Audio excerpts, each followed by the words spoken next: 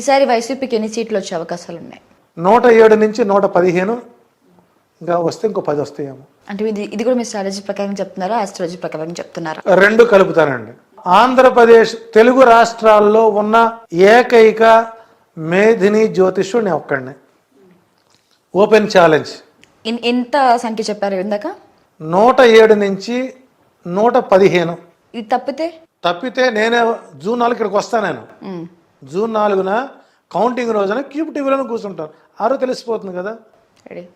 చంద్రబాబు నాయుడు అన్ని సర్వేసులు కూడా ఏం చెబుతున్నాయండి, చంద్రబాబు నాయుడికి మెజారిటీ తగ్గుతుంది అని చెబుతున్నారు. కారణం వారికి తెలిసి ఓడిపోతున్నారని. నేను ఓపెన్ చెబుతున్నాను, ఓడిపోతున్నాను.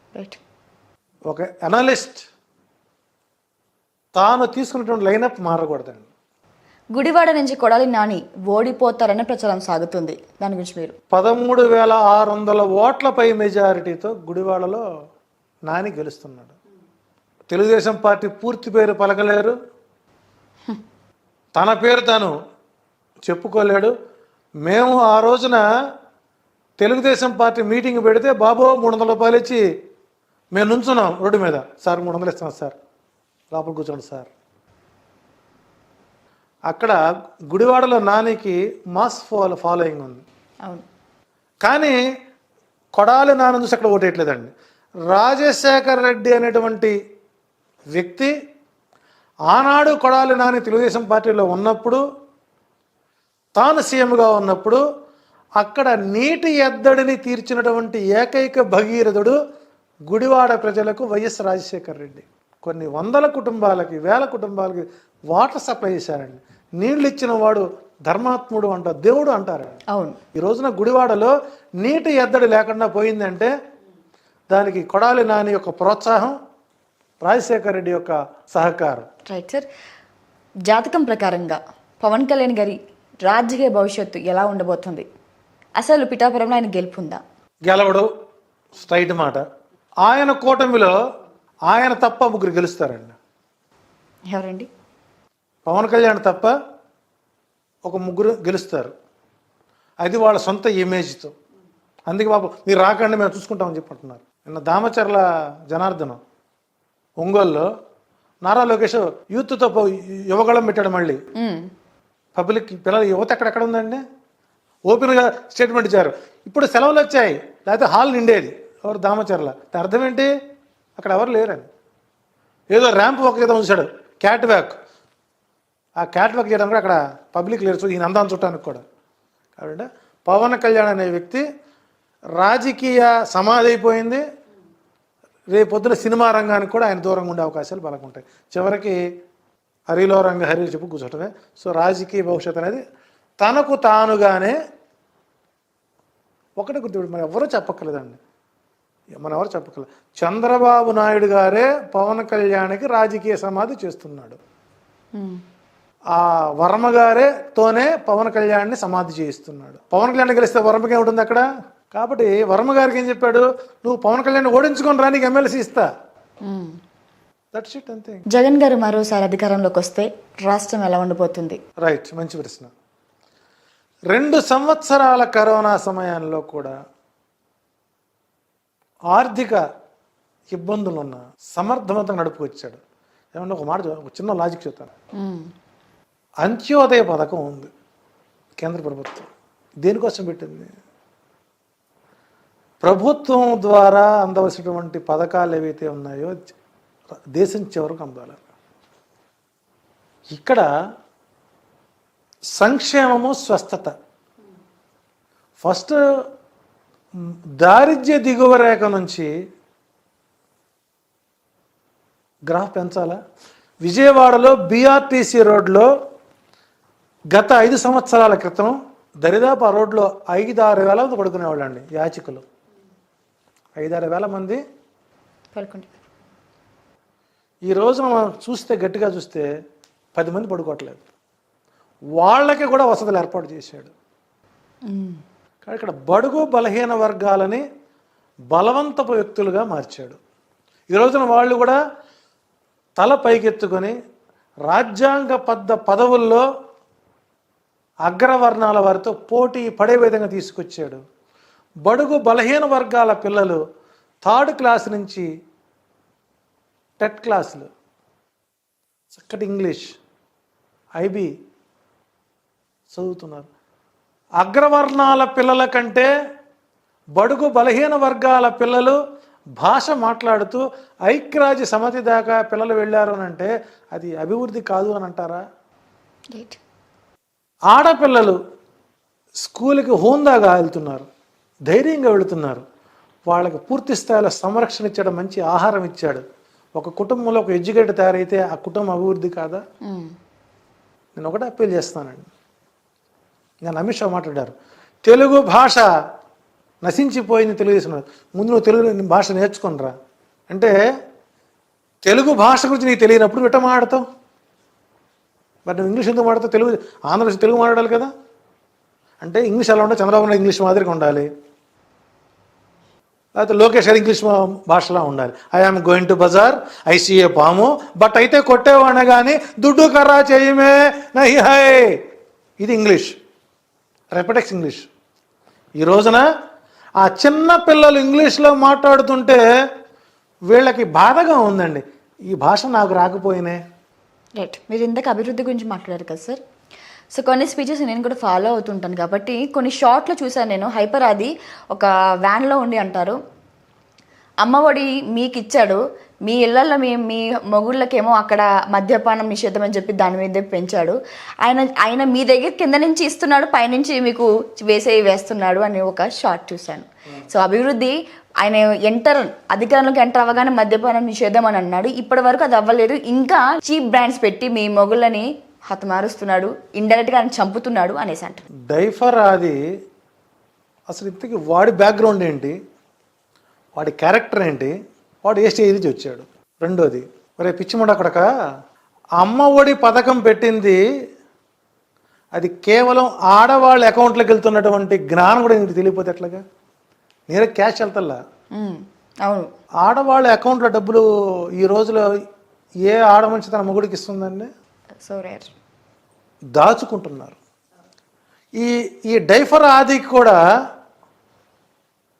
అమ్మఒడి పథకం ఎందుకు పెట్టారో తెలుసుకునే జ్ఞానం లేనటువంటి ఒక పశువాడు. ఎందుకు పెట్టాడంటే, తల్లిదండ్రులు ఆర్థిక పరిస్థితిలో ఉంటే 500 రూపాయలు మగవాడికి, 200 రూపాయలు ఆడవాళ్ళకి, పిల్లలకి 100 రూపాయలకి కూలికి పనులకు వెళ్తుంటే ఓదార్పు యాత్రతో పాటు పాదయాత్ర చేసినప్పుడు చేలల్లో పిల్లలు, రే నీ దరిశిలో పాదయాత్రకు వచ్చినప్పుడారా తెలుసుకో, ముందు వచ్చినప్పుడు కూర్చోబెట్టి ఇంత చిన్న పిల్లలు ఎందుకు పనులు చేస్తున్నారంటే అప్పుడు క్యాలిక్యులేషన్ వేశారు. సో వీళ్ళు స్కూల్స్కి ఎప్పుడైతే దూరం అవుతున్నారో, ఎడ్యుకేషన్ దూరం అవుతున్నారో, అవును, ఈ కూలీ డబ్బులు ఏవైతే ఉన్నాయో అదే ప్రభుత్వం ఇస్తే వాళ్ళు సంపాదించేది వాళ్ళకు ఒక ఆసరాగా వస్తుందనే ఉద్దేశంతో పెట్టిన పథకం. పిచ్చిముండా కూడా తెలియకపోతే ముందు నువ్వు తెలుసుకో, మీ ఊళ్ళో తిరుగు, నీకు ఈ రోజు కారు వచ్చింది, ఈ రోజు నీకు వచ్చింది, అంతకుముందు నీ బతికేంటి? దర్శిలో, నీ ప్రకాశం జిల్లాలో నీది నాది ఒకే ఊరు. వాడు ఏదో ప్రాసల కోసం వాడతారు. ఎదుటి వాడిని క్రిటిసైజ్ చేసి రోత కామెడీ ఇచ్చి రోత మనుషులుగా మారేటువంటి ఈ పనికి మాలినోడి మాటలు కూడా మనం నమ్మాల్సిన అవసరం లేదండి. వాడికి ఏం తెలుసండి? నీ ఇంట్లో నీ చెల్లో, నీ అక్కో ఈ రోజున ఒక ప్రభుత్వ స్కూల్ చదువుతుంటే, ఒకప్పుడు ఆడపిల్ల స్కూల్కి వెళితే ఈ జాకెట్ల మీద కుట్లు కుట్టించుకొని తన శరీర అవయవాలను దాచుకొని భయంగా వెళ్ళేవాళ్ళు. ఈ రోజున జగన్ అనేటువంటి వ్యక్తి వచ్చిన తర్వాత విద్యా కానుక కింద శరీరం ఏ అవయవాలు కనపడకుండా వస్త్ర ఆచ్ఛాదన ఇచ్చి మంచి భోజనం పెట్టి, ఒకప్పుడు ఆడపిల్ల మూత్రానికి పోవడం ఎంత బాధపడేదంటే చెట్ల కోసం చాటుకు వెళ్ళేవాడు. ఈరోజు సగర్వంగా వాళ్ళ ఇంట్లో వాళ్ళు పోతున్నట్టు పోతున్నారు. అది నీ కంటికి కనపడేదా డైఫర్? అది నువ్వు మాట్లాడతావా? నువ్వెంత, నీ బతుకెంత? నువ్వంత మగోడవైతే, మనగాడవైతే, వైసీపీ పార్టీ విమర్శించే స్థాయి నీకుంటే, తాడేపల్లి సీఎంఓ టోల్ గేట్ మీద చేయి, నా దమ్మెంటో చూపిస్తా నీకు. ఇతను ట్రై చేశాడు దర్శి సిటీ కావాలని, నేను తక్కువడేం కాదండి. ఇప్పుడు ప్రచారం చేస్తుంది. మరి మధ్యలో ఎందుకురా అన్ని రోజులు ఫోన్ ఆపేసుకున్నావు? ఇది సభలో వాగాడు ఇట్టాగే. అంటే సజ్జల రామకృష్ణారెడ్డి గడ్డం గీర్చుకున్న వయసు లేదు నీది. సజ్జల రామకృష్ణారెడ్డి షేవింగ్ చేసుకున్నంత వయసు లేదు నీది. నీవు ఆయన అన్ని మంత్రుల గురించి మాట్లాడతావు, రోజా గురించి మాట్లాడాడు. ఆమె ముందు కోతి గంతులేసి కోతి మాటలు మాట్లాడు రోజా గురించి మాట్లాడతావు. రోజా కాలి గోట్లు తీసుకున్నంత వయసు లేదు నీది. నువ్వు ఆయన అంటావు. నీవెంత, నీ బతుకెంత, నీ సంపాదన అంత. ఈరోజు ఏదో వచ్చిందని చెప్పేసి నువ్వు విర్రవీగుతుంటే అది నీకు పతనానికి స్థానం అవుతుంది. రేపు నీకు ఏదైనా ఇబ్బంది వస్తే ఇదే పవన్ కళ్యాణ్ నీకు సహకరించాడు, అది గుర్తుపెట్టుకో. నేమంటే డిసైడ్ అయిపోయినావు, మమ్మల్ని చంపుతారని డిసైడ్ అయిపోయాను కాబట్టి నేను యథేచ్ఛగా స్వేచ్ఛగా మాట్లాడుతున్నాను. నేను ఇప్పుడు చెబుతాను, నాకు ప్రాణహాని అని ఉన్నది ఉంటే తెలుగుదేశం పార్టీ వాళ్ళ వల్లే ఉంది. ఒకవేళ మీకు ఏదైనా వాళ్ళదే పోచి పూర్తి బాధ్యత వహించాలి. ప్రభుత్వం నాకు రక్షణ కల్పించాలండి. నేను భావ స్వేచ్ఛ ప్రకటన నాకు ఉంది. నా ఏమనే మాట్లాడతాను, ఎవరు హట్ చేయట్లేదు నేను. ఎందుకని సార్? ఎందుకు వాళ్ళు మీకు ఏం చేస్తారు అసలు? ఒకటి నెగిటివ్ మాట్లాడుతున్నారు ఏమైనా చేస్తారంటారా? సహజంగా చంద్రబాబు నాయుడు గారితో నెగిటివ్ మైండ్ సెట్ అండి. అందుకు మీరు మాట్లాడతారని చెప్పి మిమ్మల్ని చంపే ప్రయత్నం. నేనే మాటకి ఎవరు మాడకూడదు, అర్థమైందా? అట్లాగే మధ్యాహ్నం ఆహార పథకం అండి, నేను మన ఇంట్లో తినలేమండి ఆ భోజనం అయితే. ఈ రోజున సోనా మసూరి బియ్యాన్ని అన్నం క్యాంటీన్ అని అన్నా క్యాంటీన్, అది ఒక వాళ్ళ కమ్యూనిటీకి పెట్టుకున్నటువంటి ఆహార పథకం అండి. అది అన్నా క్యాంటీన్లో 5 రూపాయల చొప్పున నువ్వు కట్టించుకొని 58 రూపాయలు ఖర్చు పెట్టారండి.